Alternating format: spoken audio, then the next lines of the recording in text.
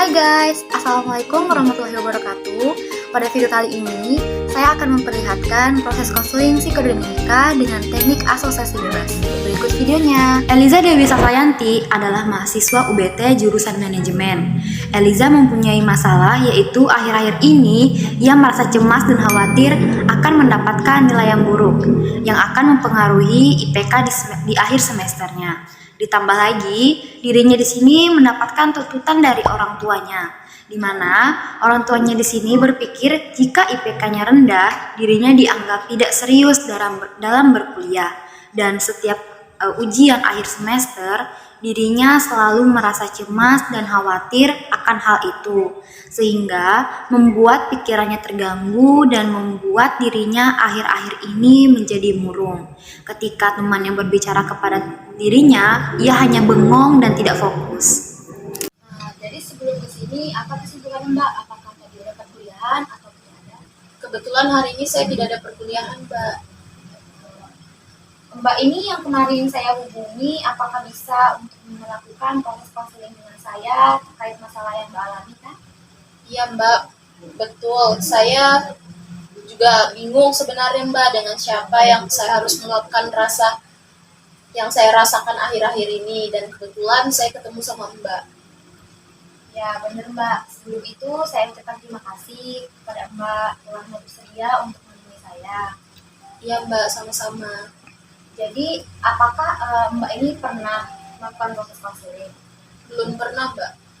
Oh jadi gini Mbak, saya akan memberitahukan. Jadi konseling itu adalah suatu layanan yang berusaha untuk membantu seseorang untuk menyelesaikan masalah yang dihadapi, atau ketika sulit mengambil keputusan tentang apa yang dilakukan agar diri Mbak dapat memecahkan masalahnya. Apakah Mbak sudah mengerti? Sudah Mbak.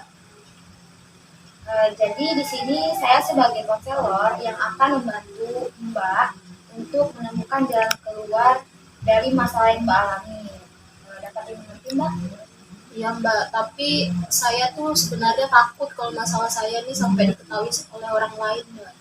Nah jadi gini Mbak, perlu Mbak ketahui bahwa dalam proses konseling ini ada asas kerahasiaan, di mana Mbak dapat menceritakan apapun masalah Mbak yang Mbak tidak perlu khawatir, sebab saya akan merahasiakan masalah Mbak. Dan selama proses konseling ini, Mbak Eliza juga di sini dapat terbuka kepada saya, menceritakan apa saja yang ingin Mbak cerita, dan saya akan menjaganya. Oh, kalau begitu saya sudah sedikit agak lega sih Mbak.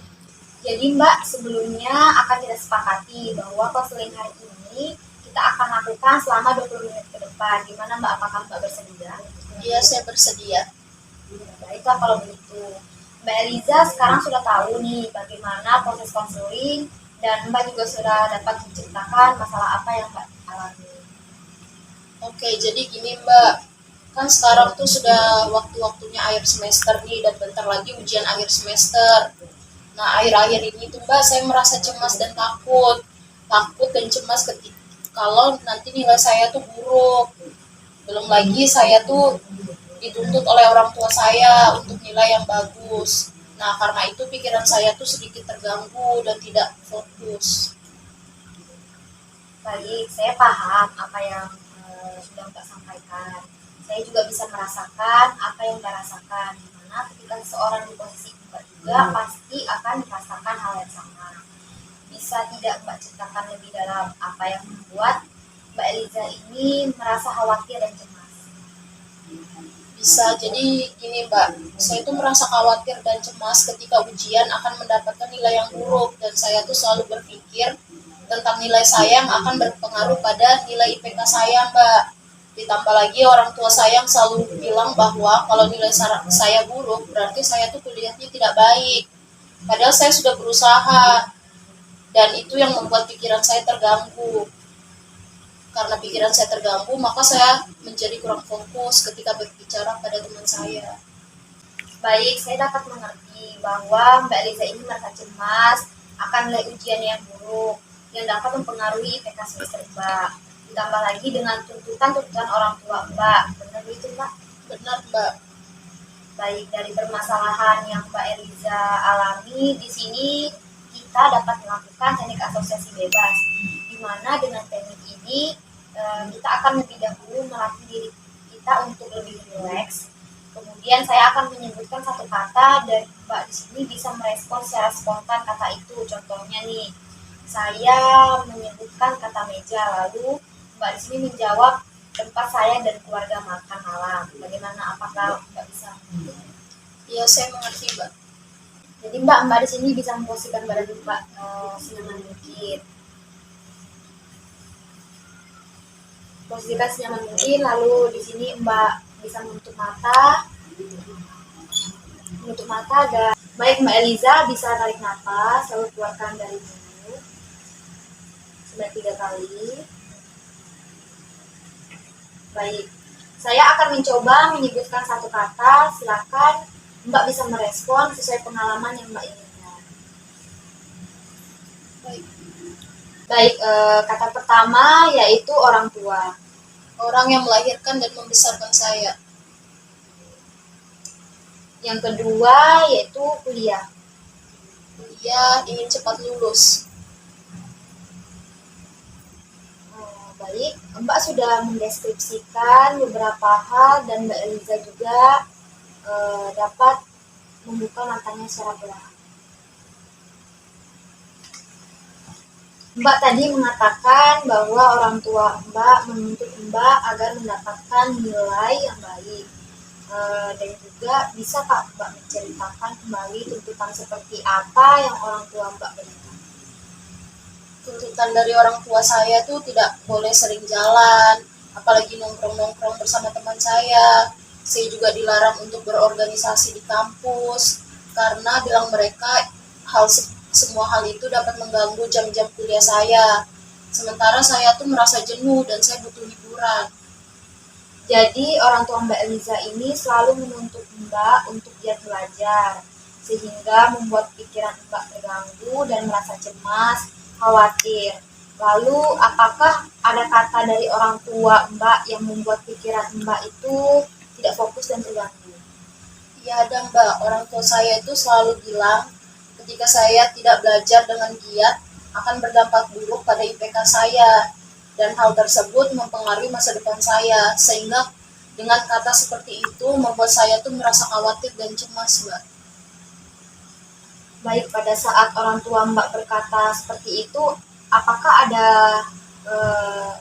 di benak Mbak untuk menjawab gitu pertanyaan dari orang tua Mbak? Saya tidak menjawab apa-apa, Mbak. Baik, Mbak bisa menutup matanya lagi seperti tadi. Tetapi Mbak dapat memposisikan diri Mbak, memposisikan diri saya, di mana saya ini adalah sebagai orang tua Mbak, dan Mbak dapat mengatakan apapun yang ingin Mbak katakan kepada orang tua Mbak. Silakan Mbak. Oke, baik.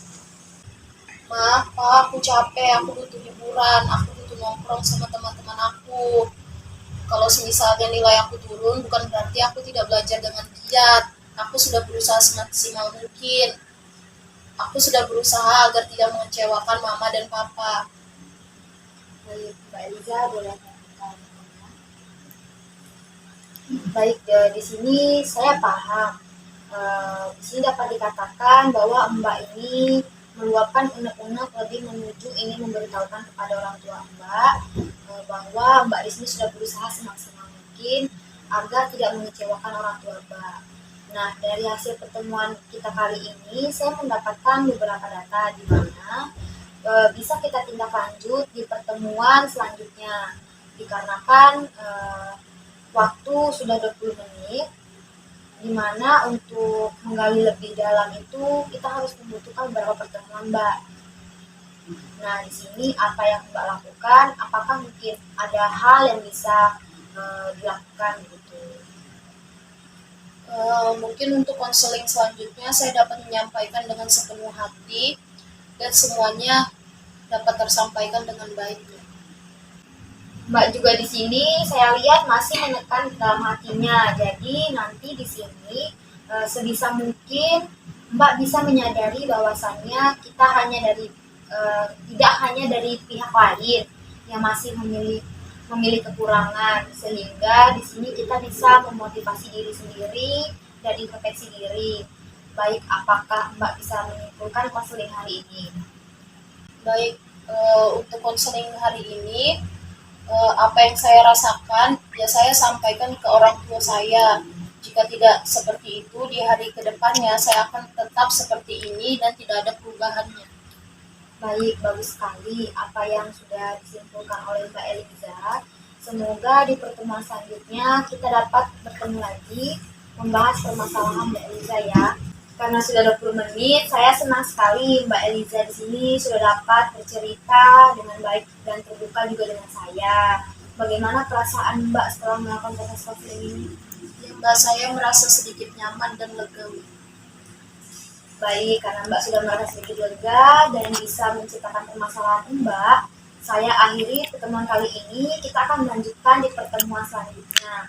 Dan Mbak Eliza tidak perlu sungkan untuk menemui saya lagi. Oke, baik Mbak. Baik, karena sudah merasa sedikit lega dan Mbak juga sudah bisa menceritakan permasalahannya, saya akhiri pertemuan kali ini. Kita akan melanjutkan di pertemuan selanjutnya. Dan Mbak Eliza juga tidak perlu sungkan untuk menemui saya lagi. Nah, kira-kira untuk pertemuan kita selanjutnya, kita dapat bertemu di hari yang sama dan di jam yang sama ya Mbak? Baik Mbak. Baik, karena kita sudah setuju pertemuan selanjutnya, saya ucapkan terima kasih kepada Mbak Eliza. Saya tutup. Assalamualaikum warahmatullahi wabarakatuh. Waalaikumsalam warahmatullahi wabarakatuh. Terima kasih ya Mbak. Mari Mbak.